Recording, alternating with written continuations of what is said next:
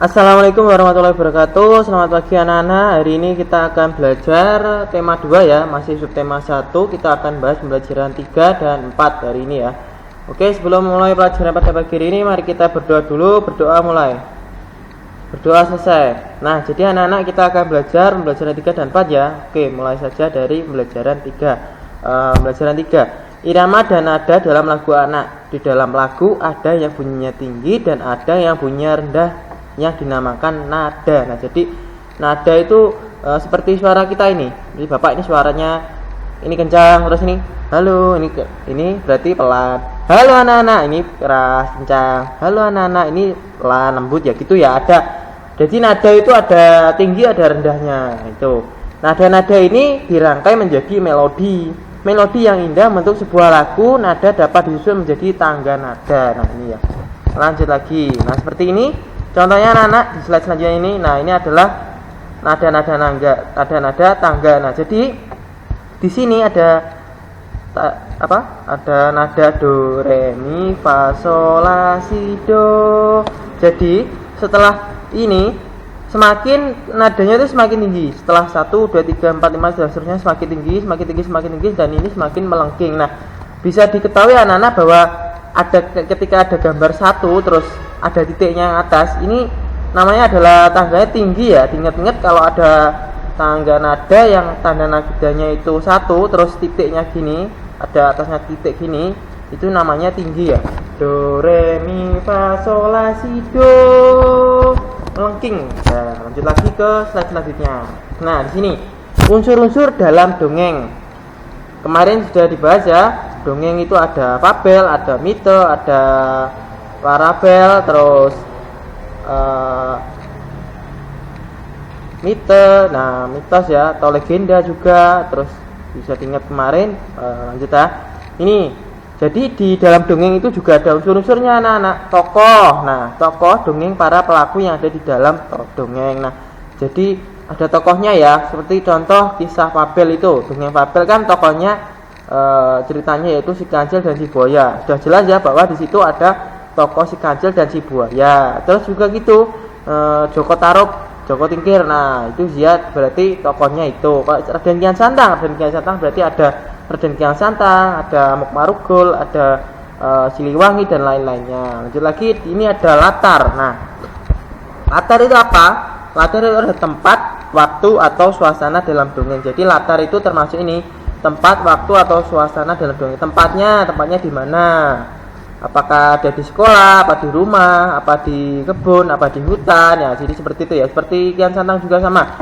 Kalau di Kian Santang itu rata-rata kebanyakan di istana dan di hutan kalau pertarungannya ya. Terus waktunya kapan? Waktunya pagi, siang, sore atau malam. Nah, jadi ditentukan dalam cerita itu harus ada ini, latar, waktu ini. Terus suasananya gimana? Suasana itu apa, Pak?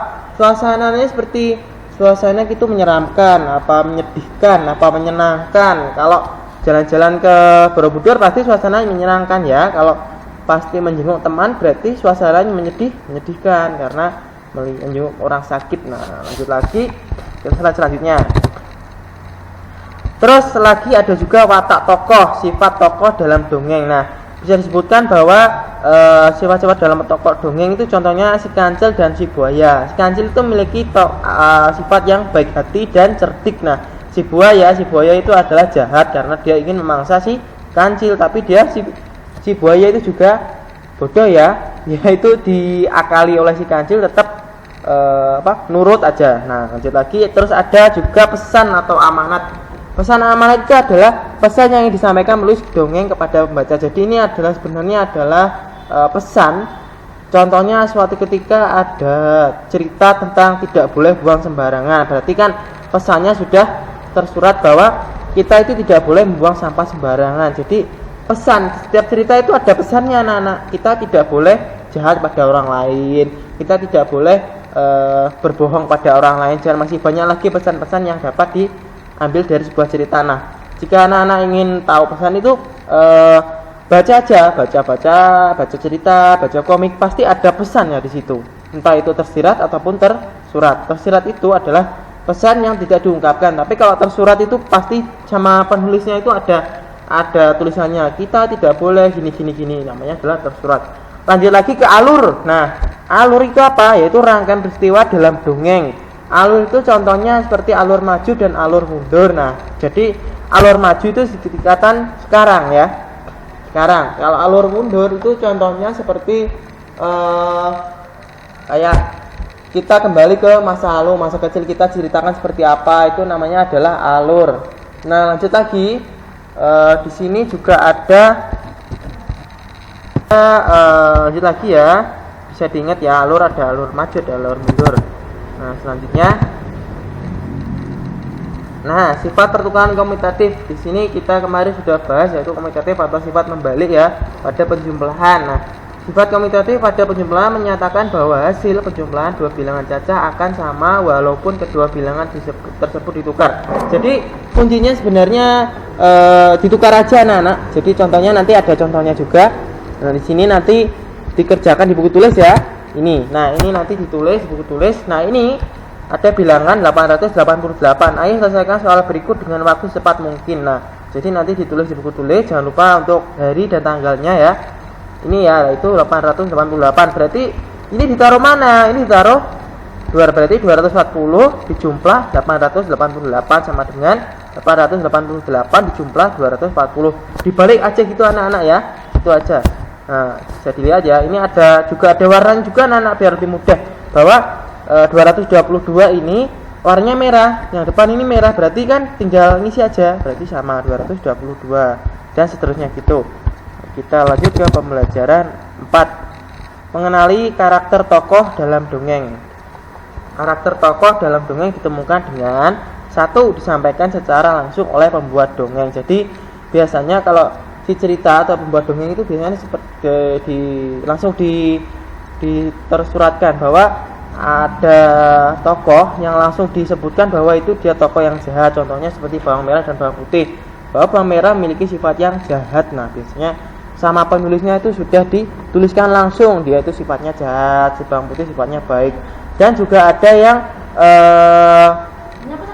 ada juga yang tidak disebutkan sama penulisnya. Jadi kita itu harus baca terlebih dahulu ceritanya, baru kita mengenali tokohnya itu jahat apa baik gitu ya. Lanjut lagi ke nomor 2. Melalui percakapan antar tokoh. Nah, jadi karakter tokoh itu bisa diketahui percakapan tokoh. Contohnya, "Hei kamu," dia merintah-merintah dengan kejam ya, dengan keras, dengan itu namanya adalah sifatnya berarti jelas dia adalah orang yang jahat. Tapi kalau antar tokohnya itu dialognya itu adalah lemah lembut, terus dia itu ya saling menolong, berarti dia adalah tokoh yang baik. Nah, 3, disampaikan oleh tokoh lain. Nah, biasanya disampaikan tokoh lain itu gini.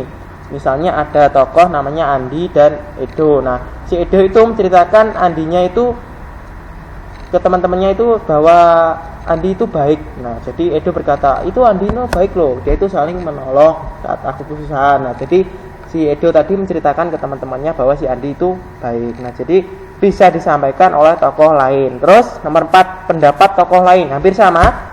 Jadi pendapat dan disampaikan tokoh lain itu hampir sama ya anak-anak, disampaikan oleh tokoh yang lain. Nah, jadi sifatnya itu gimana? Lanjut lagi. Nah, meminta maaf kepada orang lain. Meminta maaf sebaiknya diucapkan dengan tulus dan ikhlas. Nah, di sini ada gambar anak yang sedang minta maaf kepada temannya ya.